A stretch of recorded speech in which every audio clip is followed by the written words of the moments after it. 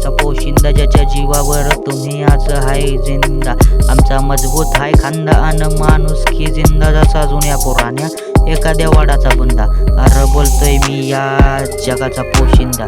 फक्त म्हणायपुरतेच आता आम्ही राहिलोय रॉयल, बाकी व्यापाऱ्यांनी तर केलंय आम्हाला पुरतं घायल. आता लोकांनी तर वाटते या चिखलाची घाण, तरी गोड लागतंय त्यासनी याच मातीत लहान. फक्त तुम्ही तरी एकदा विचार करा राव, पिकवतो आम्ही तर का नाही आम्हाला हक्क ठरवायचा आमच्याच मालाचा भाव.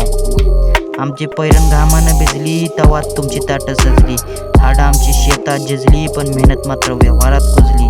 तुमच्या घरात भाजी शिजली पण आमची लेकरं मात्र उपाशी कुंजली. नोकरदाराला लाईट मात्र दिवसाची आली पण आमच्याच वाट्याला ती रात्रीची झाली. तुम्ही आता हापापलेले पैशाला, मला येते तुमची कीव, पण आमची पोर लढत्या देशासाठी घेऊन हातावर जीव. हातातली भाकर तुम्ही सुखानं खावा पण आमच्या सुद्धा कष्टाची थोडी जाण ठेवा. आपल्या मायमातीला थोडा जीव लावा आणि वर्षातून एकदा तर तुम्ही गावाला जावा. एक वेळ शहरातील नोकरी सोडणार पण मातीशी नातं कधी नाही तोडणार. आमच्या कष्टाची क्षमता तुमच्या डोक्याच्या बाहेर, आम्ही फ्लावर नाही तर all the time Pushpa the fire. आयुष्याच्या शेवटच्या श्वासापातूर लढणार, काळ्या मातीवर सोनं अभिमानानं पसरणार. आम्ही मातीसाठी दुष्काळाचं पोट फाडतो आणि सोन्यासारखं पीक त्यातून बाहेर काढतो.